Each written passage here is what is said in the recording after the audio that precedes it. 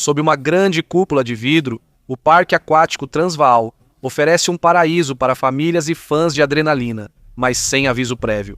O riso das crianças e os mergulhos viraram gritos assustadores quando o céu desabou. Como esse passeio de sábado virou algo tão assustador? Por que uma estrutura nova falharia tão gravemente? E quem seria responsável pelas mortes no desastre?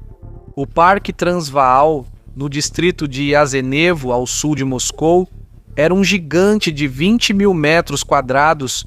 O teto em cúpula com painéis de vidro era uma façanha arquitetônica que simbolizava o crescimento do empreendedorismo na Rússia pós-soviética. O parque tinha um tema africano, com várias piscinas aquecidas e espaçosas, incluindo uma emocionante piscina de ondas e um rio sinuoso perfeito para boiar com boias. O local tinha boliche com 12 pistas, saunas, academia, salão de beleza, restaurantes e bares. A atração era climatizada e acomodava até 2.000 visitantes simultaneamente.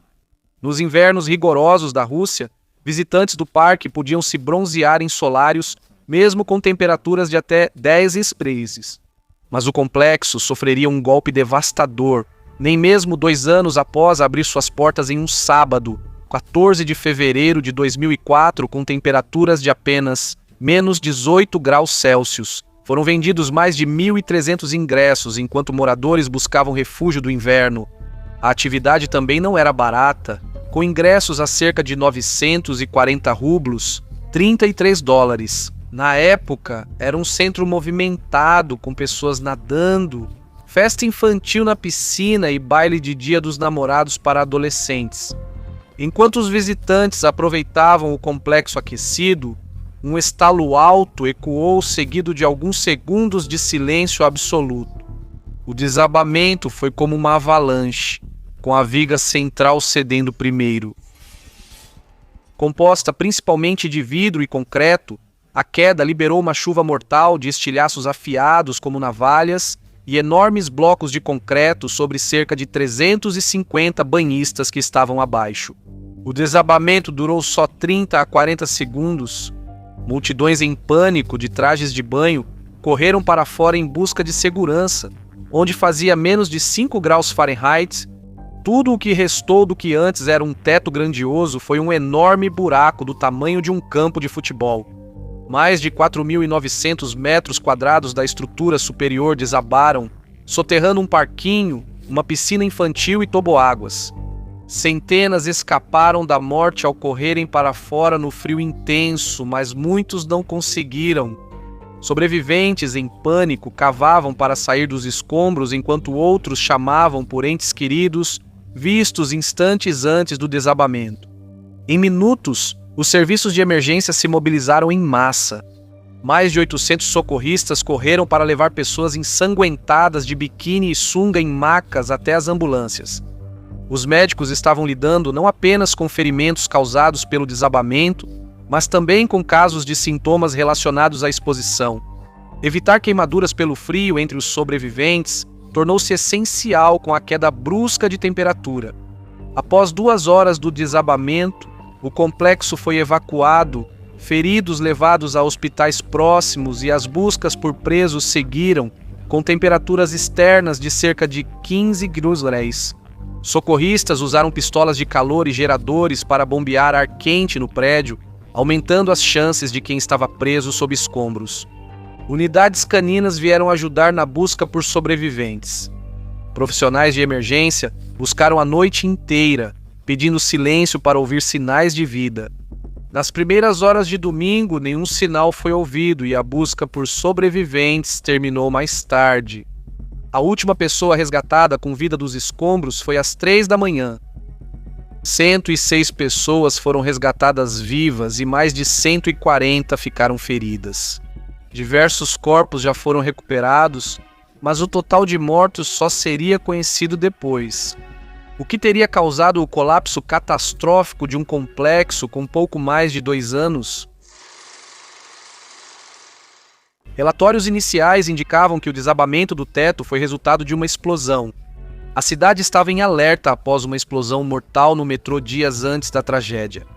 O arquiteto Nodar Kantcheli acreditava que o teto desabou por influência externa como um atentado e não por erro de projeto.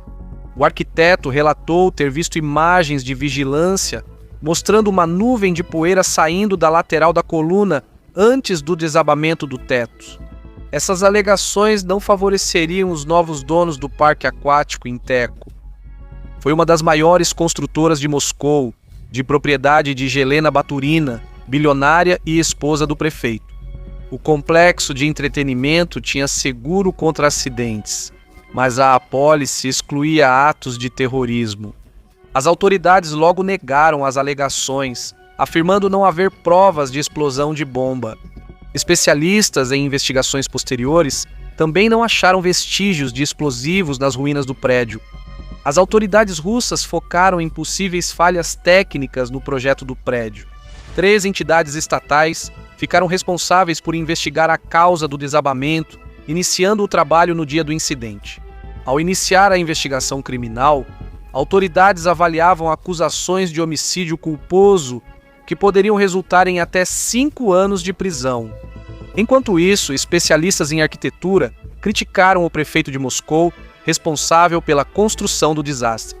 O prefeito Lushkov teria anunciado um plano em 2002 para construir parques aquáticos por toda Moscou, embora não houvesse controles de segurança para a construção desses projetos.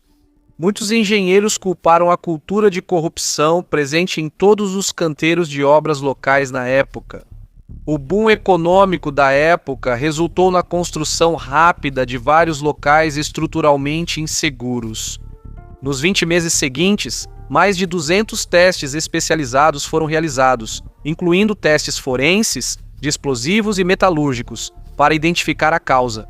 O complexo foi projetado pela empresa russa Kisalev e Parceiros, com Nodar Kancheli como principal projetista, e construído pela turca Kotchak. O parque aquático, com sua cúpula chamativa, foi projetado para ter colunas de aço ou alumínio, mas acabou com uma cúpula de concreto armado bem mais barata que a de metal. Ambos os construtores tinham reputação impecável antes do desabamento e eram responsáveis por edifícios impressionantes na Rússia, como a residência do presidente Putin no Kremlin. A aprovação para construir o Parque Aquático Transvaal exigiu permissão de vários departamentos do governo. Especialistas do setor disseram que um empreendimento tão colossal teria exigido a aprovação de pelo menos 120 autoridades em todos os níveis locais. Apesar da revisão em várias etapas, o parque de 5 andares foi construído em 18 meses. A rápida construção de uma grande instalação em menos de 2 anos gerou dúvidas sobre a realização da devida diligência. Os investigadores analisaram várias teorias sobre o colapso. Incluiu o acúmulo de neve, variação de temperatura interna e externa e infiltração de água nos suportes de concreto. A teoria da neve foi a primeira a ser descartada. Funcionários do Aquapark afirmaram remover neve do telhado diariamente, e a administração defendeu a qualidade da construção, apesar dos relatos de má execução. Segundo um porta-voz da empresa, eles tinham documentos que garantiam a integridade do prédio por 100 anos, obtidos 1 ano antes do incidente. As empresas da construção do complexo afirmaram que a cúpula de vidro e concreto do Parque Transvaal e seus suportes tinham garantia de funcionamento confiável por 10 anos, antes de precisarem de reparo. Porém, segundo os relatórios, isso não era verdade. Funcionários do Parque Transvaal observaram várias rachaduras nas estruturas de sustentação, sugerindo que o desabamento pode ter ocorrido por falhas operacionais. Segundo a mídia russa, os donos do parque receberam recomendações para cortar custos operacionais do complexo. Para lucrar, Kancheli teria trabalhado na estrutura em cúpula do Parque Transvaal só por interesse científico, recebendo apenas $20 mil pelo projeto. No entanto, surgiram problemas, pois os cálculos para a engenharia do complexo em cúpula não puderam ser verificados de forma independente, já que não havia nenhum projeto semelhante para comparação. Os projetistas planejavam usar estruturas de alumínio para sustentar o teto em cúpula, mas durante a construção optaram por suportes de concreto armado mais baratos. Segundo o relatório da investigação, a empresa de Cancelli decidiu pela alteração. Acredita-se que o concreto mais barato, usado no lugar do alumínio previsto, comprometeu a estrutura do teto e contribuiu para o desabamento. Após uma extensa investigação de 20 meses, Cancelli e Anatoly Voronin, chefe da agência estatal que aprovou os planos do edifício, foram considerados responsáveis pela tragédia. Cancelli sempre negou culpa, mas o relatório apontou que o arquiteto escolheu o concreto errado. Segundo relatos, Cancelli escolheu concreto comum em vez de concreto armado, que é mais resistente. Isso provavelmente foi feito para evitar redesenhar toda a estrutura, mas deixou o telhado vulnerável a grandes esforços. Além disso, o design do telhado em forma de cúpula ficava instável quando ventava. Seu formato causava um excesso de movimento que o concreto comum não conseguia suportar.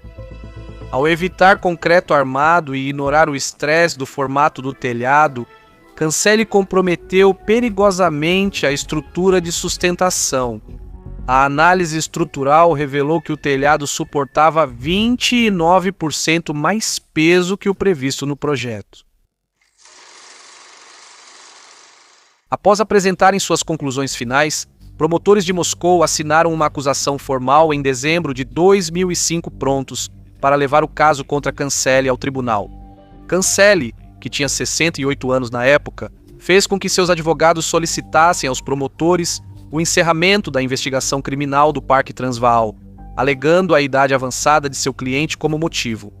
Em maio de 2006, promotores encerraram a investigação sobre Cancelli devido a uma anistia parlamentar. O caso contra Voronin, que aprovou os planos de construção, foi arquivado por falta de provas substanciais. A notícia abalou amigos e familiares das 28 vítimas, entre elas 8 crianças, da tragédia. Só 14 ações civis foram movidas depois por vítimas buscando indenização. Infelizmente, menos da metade receberia algum acordo. Após a tragédia do Parque Transvaal, a justiça seguiu inacessível às vítimas. Apesar das conclusões apontarem falhas de projeto e negligência, o arquiteto responsável continuou a moldar o horizonte de Moscou. Seu legado permaneceu ligado à controvérsia até sua morte em 2015. Hoje, um complexo ainda maior, o Morion Water Park, ocupa o local onde 28 pessoas perderam a vida devido à negligência e corrupção. Veja o episódio abaixo. Se gostou, deixe um like e comente para apoiar o canal.